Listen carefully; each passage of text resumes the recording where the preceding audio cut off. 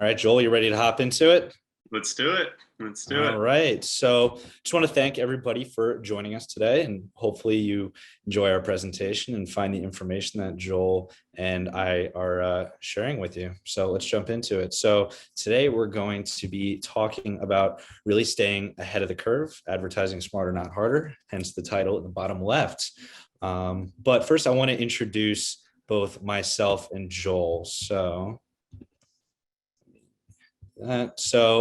Both Joel and myself, we work on the media team at the Smithy Group. The Smithy Group is a digital marketing agency based out of New York City.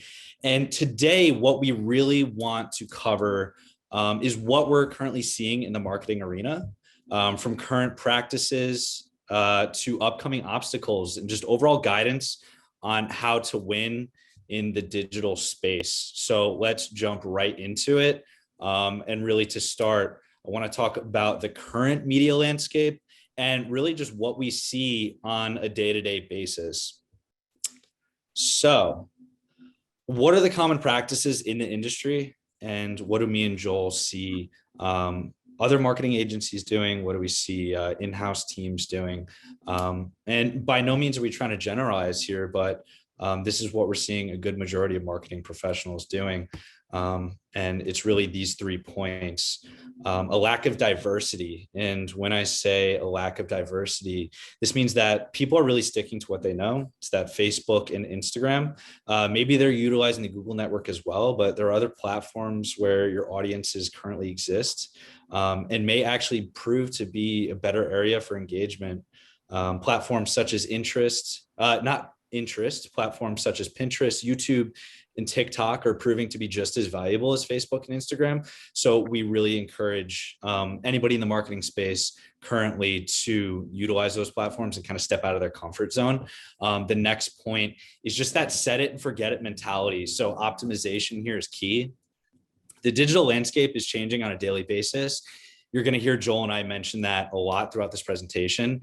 So it's important to monitor and optimize your campaigns as they continue to run. Too often a campaign will launch, the next time the metrics are checked in on, it's the end date. So it's definitely a tricky game to play and not an efficient use of ad dollars. And then lastly, just working with what you're given. So similar to the idea behind lack of diversity, there are marketers out there that stick to Facebook and Instagram because it's what they're comfortable with. It's what they know. So with that being said, they can operate entirely out of Facebook Ads Manager, but by doing so, they're really limiting themselves by not taking advantage of programs like Google Analytics and Google Tags Manager. We're going to be talking about data specifically today and how data is used to win in the digital space. So the proper utilization of Google Analytics and Google Tags Manager are just easy ways to leverage that data in your favor, right? So really, what can you do to stay ahead of the curve? So I'm kind of going to throw it over to Joel in a second, but I want to talk about making an impact, and I want to talk about TSG's Impact Thesis. So our Impact Thesis is essentially the roadmap and system that we work off of in order to win in the digital space. So let's jump into that. So as you can see here, our Impact Thesis is based off of 6 pillars. Those 6 pillars are intelligent, meaningful, powerful, active, creative, and trustworthy. And I'm going to break down each of those in a moment. So let's start with intelligent. When I say intelligent, I mean that we take an intelligent approach, and that really ties back to data, which we're going to be getting into. How we look at and apply data informs how we determine the success of past campaigns, as well as how we form our strategy for future campaigns as well. All of our decisions are data-driven, which we'll come back to a bit into this presentation. So meaningful content. It's important that our content and strategies are meaningful. So what we mean is creating relevant content. Is our content relevant to our audience? Does everything from the high-level media strategy to the imagery used on social media tie back to our overall objective?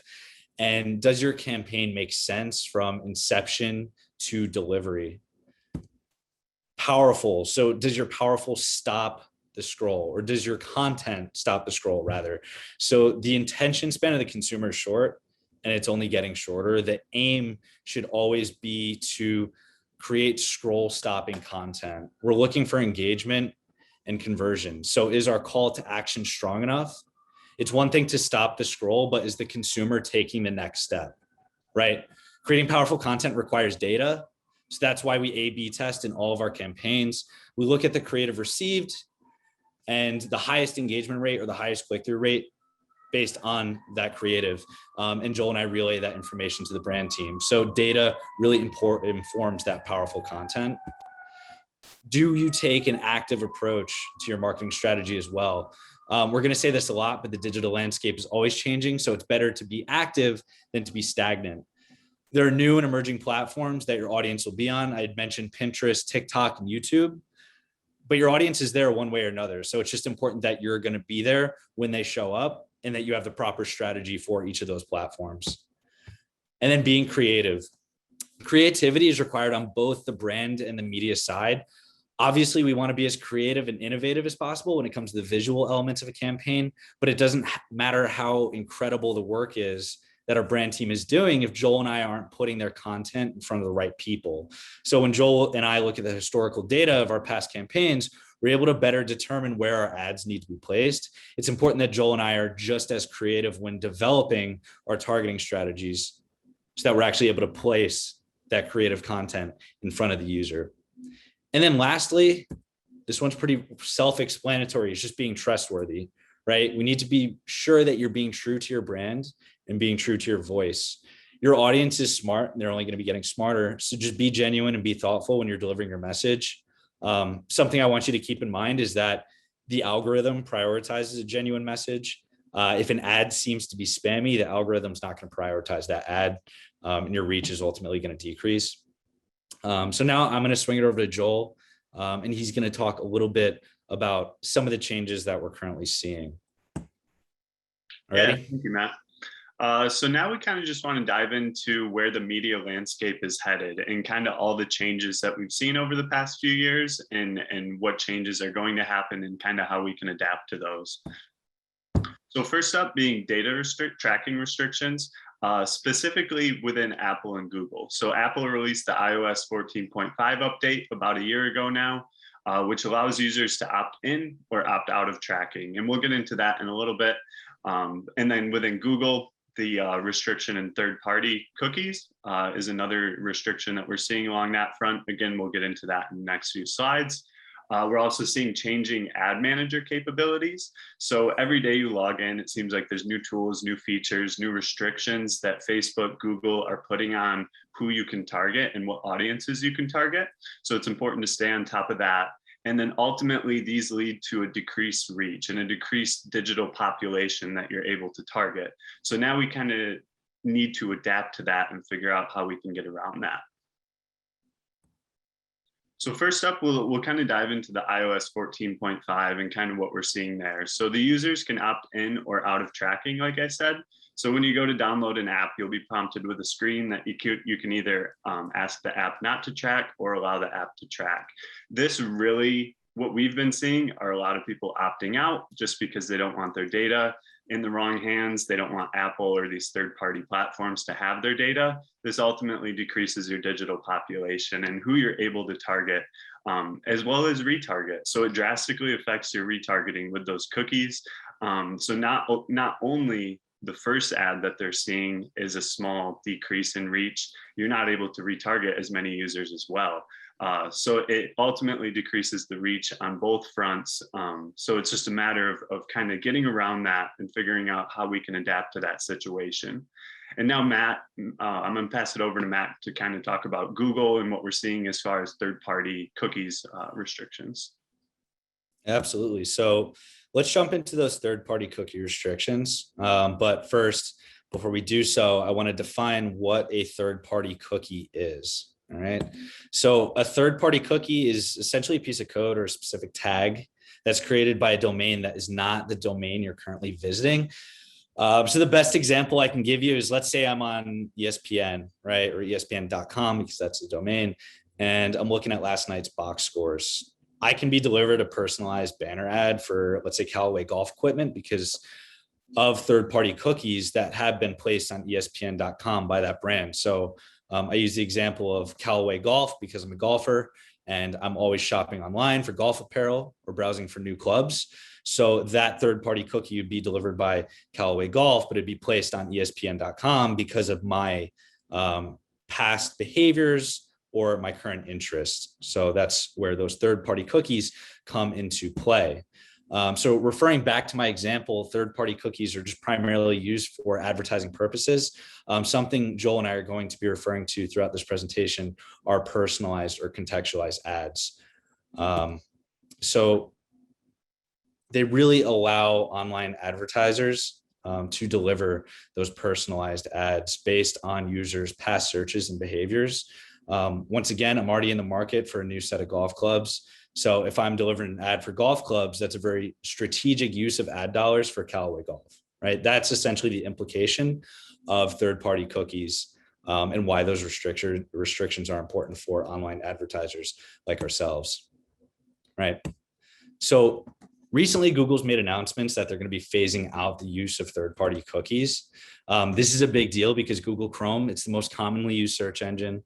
This is where the majority of digital marketing is done outside of social media.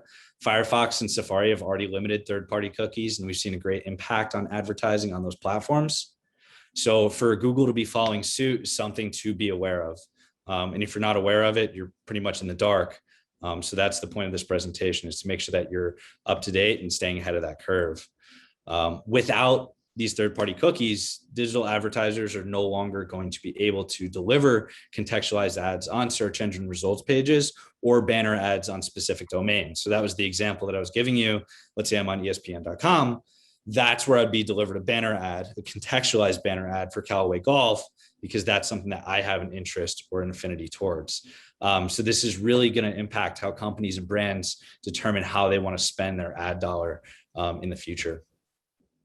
But this is also a big implication for Google. This means that marketers are really going to be reliant on Google for their SEM marketing. Despite the restrictions, Google's still going to be able to use first-party cookies on any domain within the Google network. So that just really means that we're going to have to rely more heavily on Google Ads and just spend more ad dollars on Google Ads Manager if you don't have a workaround for these third-party cookie restrictions. So I'm going to swing it back over to Joel. He's going to talk a bit more about those ads managers, like Facebook Ads Manager or Google Ads Manager, and what changes we're seeing in that department as well. Yeah, so in addition to all those data tracking restrictions that we're seeing with Apple and Google, Facebook and Google ads are both releasing their own, right? If you work within those ad managers, you log in and you'll see new tools, new features, new restrictions almost daily, whether that's for better or for worse. And it's something we kind of just have to accept, right? And adapt to, because we're on their field, right? We're running campaigns. We have to go through these ad managers. We have to play by their rules. And so it's really important to stay on top of these changes, and it's key to your campaign performance. In this example, this little screenshot that we have, if you work within the ads managers, you'll see these pop up from time to time. It seems like almost every day that they're changing something and implementing new restrictions. In this example, say you're a brand that advertises, you have a target audience, 18 and younger. It's that younger audience. You have a product or service that you're trying to advertise to. Say the screenshot pops up a day, 2 days before, says starting August 23, you're no longer going to be able to target ads to people under 18. It's something you can't really change. It's something you have to accept and really adapt to. And we'll get into it in a moment, whether that's, targeting a general prospecting list, whether that's utilizing TSG Smart Ads, which we'll dive into in a bit. But it's just a matter of accepting all these restrictions, these tools, features, and utilizing them to the best of your ability to improve your campaigns. Sweet. So now that Joel and I have covered what we're currently seeing from an obstacle and restriction standpoint, we want to talk about how we're currently navigating these changes and just really set you up for success. So we want to kind of present that through a lens of what TSG is currently doing. So let's talk a little bit about TSG Smart Advertising, and we're going to break that down. So THD Smart Ads, they're made up of 3 pillars. The first of which consists of mapping data. Data mapping comes from an existing audience list, which we'll get into in just a moment. Made capturing, which is a useful method when a company or brand doesn't have a pre-existing contact list. Joel's going to outline what a made is, so don't worry about that for now. And lastly, geo capturing, not to be confused with geofencing. Geo capturing, it's an excellent method of delivering highly contextualized ads, along with the last 2 methods as well. So let's jump right into it. I'm going to cover data mapping to kick us off. So I had mentioned earlier the idea of working outside of what you're given. An example of this is being reliant on an ads manager and the targeting methods that are available to you via that platform. So what we do is we take the existing contact list of a brand or a company or one of our clients and upload it to our proprietary database. The ultimate goal here is to be able to target these users based on data that has been previously restricted due to the factors mentioned earlier, whether it's iOS 14.5, the decrease in third-party cookie usage, or ads manager restrictions. And then we actually map these contacts back to 1,200 unique data points. In doing so, we're able to create a more predictive model than what's currently available on Facebook and Instagram. So I now want to swing it back over to Joel, but before we do so, I just want to talk about the importance. So we actually use overlays such as interests, online behaviors, household income, spending habits. And in doing so, we're actually able to create audiences, smart audiences that perform better than the audiences that are available to us on Facebook Ads Manager or Instagram, and they actually map directly back to our specific campaign objectives. So let's say we're trying to target an audience that has an affinity for luxury jewelry, and we want to target them within the 5 to 10% top income groups. We're able to do so, and through doing so, we can actually deliver contextualized ads that, once again, map back to those campaign objectives. So Joel is now going to cover the made capture process as well as geo capturing. Yeah, so kind of on the other side of the spectrum, say you don't have an email list, you don't have contacts that you can upload and get their data and their interests, affinity groups about. That's where made capture really comes into play. So it's gathering that prospecting audience, that target audience that you want to reach, bringing in those new customers. So we'll just back it up for a second. So what is a made? Made is a mobile advertising ID. It's a unique code assigned to every mobile device. Every mobile device has one, and Android and Apple actually utilize these mades to deliver ads, content to the right audiences. So then a made capture, the process of a made capture is a method of capturing that new audience, right? That prospecting audience. And again, it's used by those who have very few contacts. Maybe they have a very small email list or they have no email list at all. It's a great way to start and build that list in a very targeted, specific way to gather those users that are going to be interested in your business, your products, your services. So similar to what Matt talked about, overlays, we can use overlays as well with the made capture. So we actually build a model. We build a certain model of these overlays, certain interests we want, certain buying behaviors, online buying behaviors, affinity groups. And once we have that model, we can actually select a target zip code, a certain area which the retailer, the business wants to gather. It's their target location. And within these target locations, we can actually extract those mades with the certain model of overlays that we've built. So this comes in really handy, serving contextualized ads, right? So we know the location, it's their target location. It's these target interests that are going to be interested in their product, their services. So we can actually use these to serve them very contextualized ads. We know what they're interested in. We can essentially stop their scroll because it's something that they're going to be interested in, and we know that. And it comes in, it's really important, as we talked about before, in all the data restrictions. So within Facebook, Google, you can target these interests, but as we said, the reach that you're seeing has decreased a lot because people are opting out of this tracking. So the way this works with the made capture, it's a way to kind of circumnavigate that and gather those interests outside of these ad managers, and then we can take those mades and then serve them ads through the ads managers. Again, very specific, very contextualized to stop that scroll, increase engagement.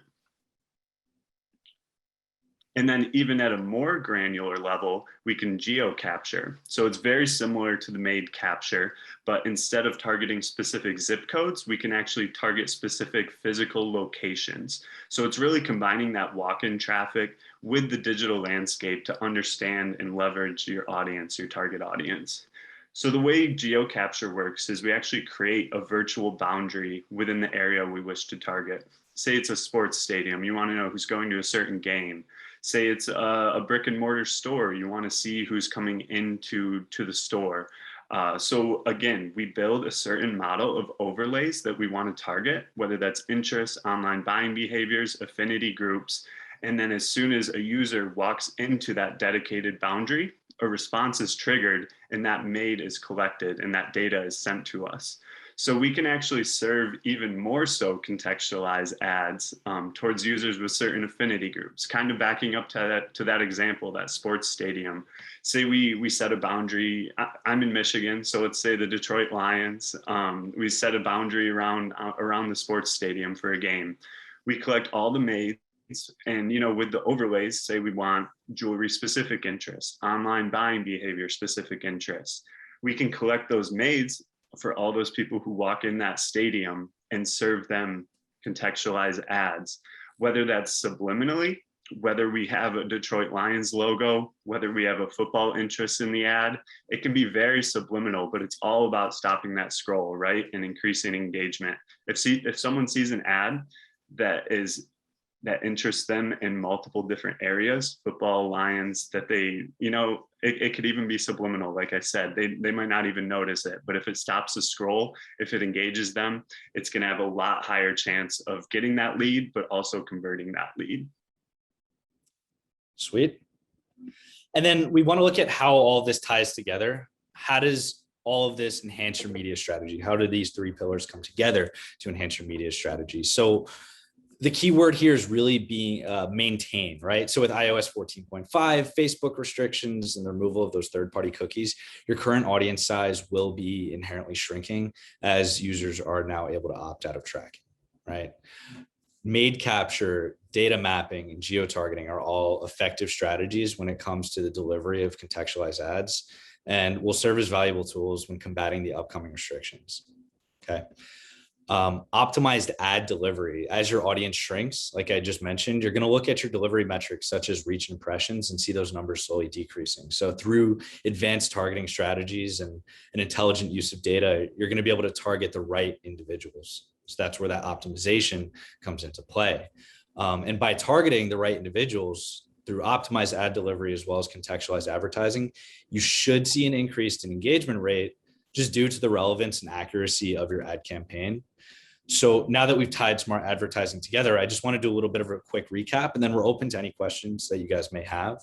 So really what we want to do is see how can you advertise smarter in this changing digital landscape? How can you take a smarter approach? So that really comes down to diversifying your reach. That comes down to taking that active approach and making sure that you're on all the platforms that are available to you and not just the ones that you're comfortable on. You want to make sure that you're meeting your audience where they're at.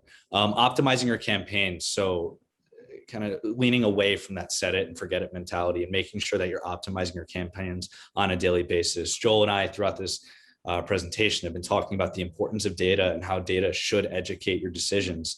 And that doesn't just apply to campaigns that you've run in the past and campaigns that you plan on running, but the campaigns that are currently running as well. If you need to adjust your campaigns based on keywords or targeting strategies, you can look at what you're currently yielding and how the campaigns are performing and adjust essentially in real time. So you need to be able to ensure that you're using your ad dollars wisely. And then data just being your North Star, right? I talked about the intelligence portion of our impact thesis. No decision should be made blindly. You have access to not only the data in your ads manager, but you also have access to tools like Google Analytics and Google Tags Manager. So work outside of what you're given, right? Use the resources that are available to you and stay in the know, because I always tell Joel, if you're not in the know, you're in the dark, right? So when we know that something like iOS 14.5 is coming, It's one thing to know that it's coming, but it's also another thing to know how to respond to those changes. And then ultimately staying ahead of the curve. Staying ahead of the curve comes down to the utilization of technology like TSG Smart Ads, so that you can circumnavigate any of the changes that are coming. So, right, stay in the know what's coming, but also know how to adapt. So those last 2 points kind of tie into one another. But Joel and I, we thank you. And we're more than happy to answer any questions you guys may have. Mike, I just see you popped up back up. Yeah, awesome. Thanks, Welcome guys. back. I'll take questions. Can you guys see the chat? Yep. Okay, cool. So if you guys have questions, just ask away in the chat. So I see, what is the source from which household income and age groups are derived? So like I said, we use a proprietary mapping technology. So we're actually able to upload those contacts into our mapping database, and it maps back to 1,200 unique data points. So essentially, where is that information coming from? It comes from beyond just the pixel data that we're getting on Facebook and Instagram. It comes from beyond what we're getting when it comes to that third-party cookie data as well. So where is it coming from? Where is that information derived from? It's from those proprietary 1,200 data points that live within TSG Smart Advertising. That's about as specific as I can get without getting into the real nitty-gritty.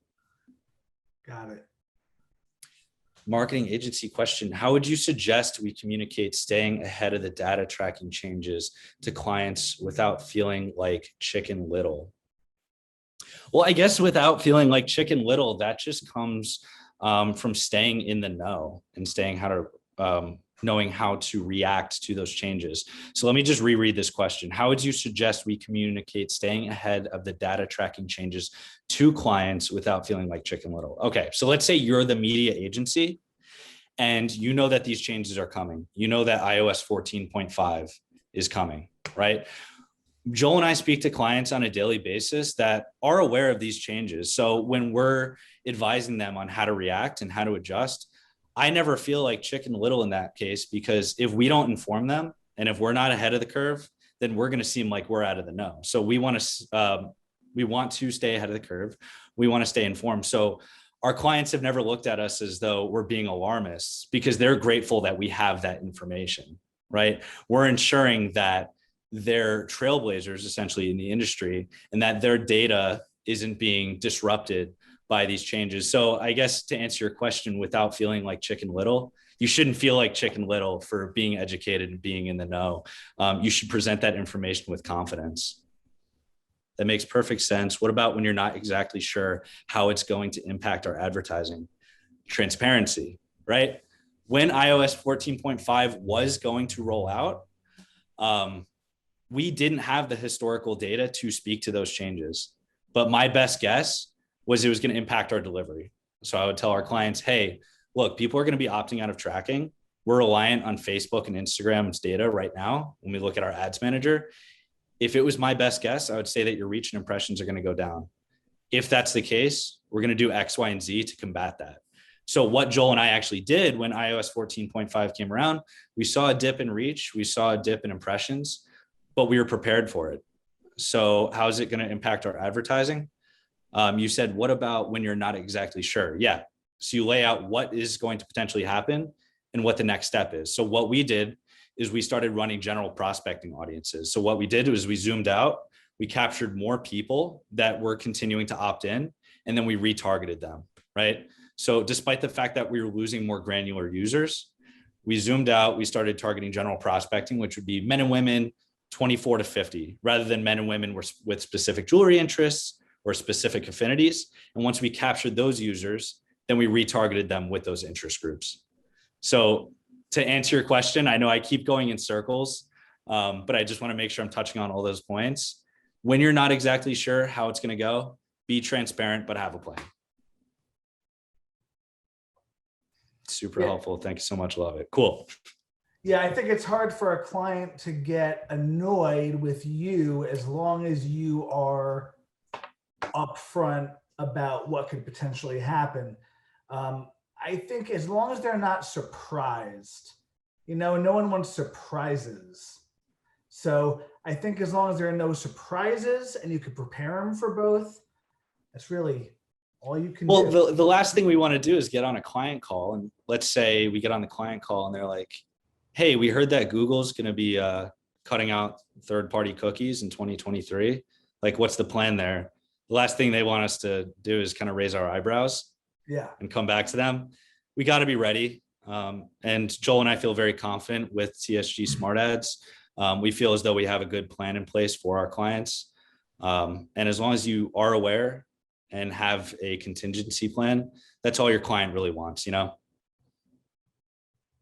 Right on, guys. Any more questions? Let's see what we got. Give you guys a few seconds to type. Yeah, absolutely. Yeah, we're going to continue to use third-party cookies until then. One of our pillars of our impact thesis is taking an active marketing strategy, being active. So not only does that mean utilizing the platforms like Pinterest and TikTok and Snapchat that other marketing agencies aren't necessarily utilizing, that also means utilizing what's available to us, right? So I had mentioned Google Analytics and Google Tags Manager. Joel has done an awesome job setting up Google Tags Manager to really inform the data that we have past Facebook Ads Manager, right? Like, we can see clicks, we can see impressions through Facebook Ads Manager, but through Google Tags Manager, we can really see what that user journey looks like. So once they click on our Facebook ad, we can see what they're then clicking on once they land on the landing page. And then that informs where we're losing them, right? So we've seen some clients that the ads are working, we're getting them to their website, but there's a really convoluted checkout process, which that means we might be losing some conversions there. We're able to see that through Google Tags Manager and take that information back to our client. So really bringing it back to that active approach. Yeah, we're going to use everything to our availability, like Google Analytics, Google Tags Manager. If we can continue to target people through third-party cookies, we're going to continue to do so until we can't. And when we can't, we're going to adapt and evolve from there. We're going to come with a strategy and just make sure that our clients are also in the know.